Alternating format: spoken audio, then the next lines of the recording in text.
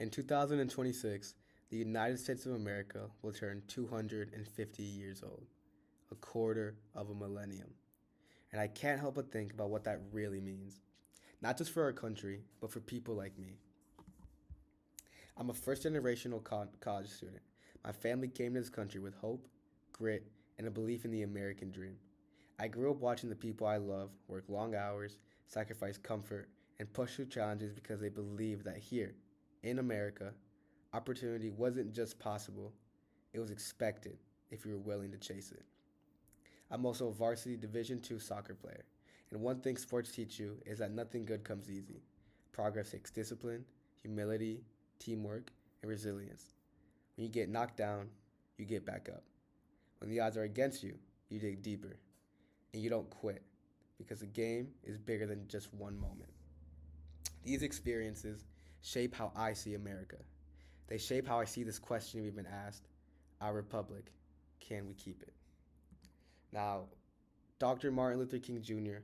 often spoke about the unfinished work of America, the ongoing responsibility to make our nation live up to its founding promise that all men are created equal. He believed that every generation has to take up that mission and push our country closer to its ideals. And as America approaches 250 years, that responsibility now rests with us. It has arrived at our generation's feet. To me, keeping that republic begins with remembering what made it extraordinary in the first place. America was founded on a radical idea that people, not kings, not rulers, are the ones who should govern. That our rights don't come from government, but from God. And that every person, no matter their background, has dignity, purpose, and potential.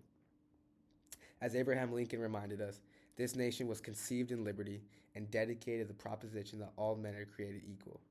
Those words weren't perfect in practice at the time, but they set a direction for where we could go, and every generation has pushed us closer to that ideal.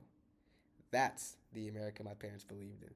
That's the America that gave me the chance to study finance, to play college soccer, to co-found a campus organization, to lead, to compete, and to dream as big as I want.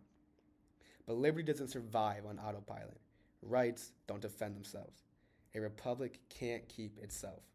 It takes people, ordinary people, choosing every day to protect and extend the freedoms they've inherited. So the real question is, how can my generation keep the republic alive? I believe it comes down to 3 commitments: knowing our history, growing our character, and embracing responsibility. First, we must know our history. As a first-gen student, I didn't grow up hearing long conversations about Federalist Papers or constitutional philosophy at the dinner table, but I did grow up with something just as powerful: a deep appreciation for opportunity, an understanding that where we started is not where we have to stay, and a front row seat to the truth that freedom opened doors. Learning American history, really learning it, helps us understand why those doors existed for families like mine. It teaches us how fragile freedom can be, and it reminds us that millions of people before us sacrificed, struggled, and fought to protect the very ideals we sometimes take for granted. To keep the republic, we can't afford to be historically illiterate. We need to know what we're defending. Second, we must strengthen our character. Playing college soccer taught me something the founders understood. Self-government only works if we can govern ourselves. That means discipline, it means integrity, it means doing the right thing even when no one's watching. In sports, if you cut corners, cheat, blame others, or skip the fundamentals, you lose. In a republic, the same is true. Our generation has a chance to model something better than what we sometimes see in our politics. More listening, more civility, more courage, more humility. We can choose to disagree without dehumanizing, to debate without destroying, to lead with purpose instead of pride. Character matters, and a republic cannot survive without it. Third, we must embrace responsibility.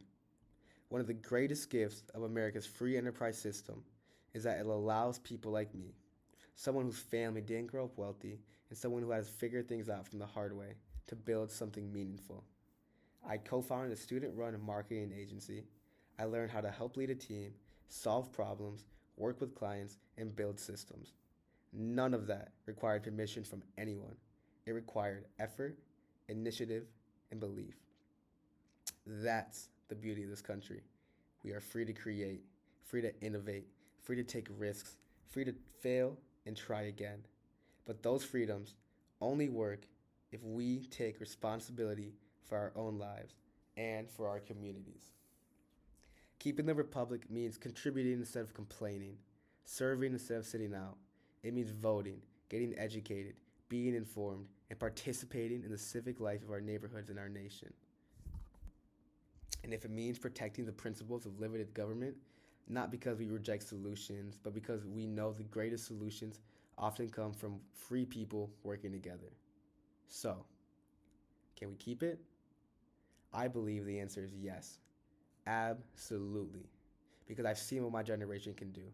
I've seen first generation students juggling work, school, family, and still showing up with hope. I've seen athletes training in the early mornings and late nights because discipline matters. I've seen leaders on campus solving real problems, starting businesses, building nonprofits, and volunteering their times. We're not a generation that sits on the sidelines. We're a generation ready to get in the game.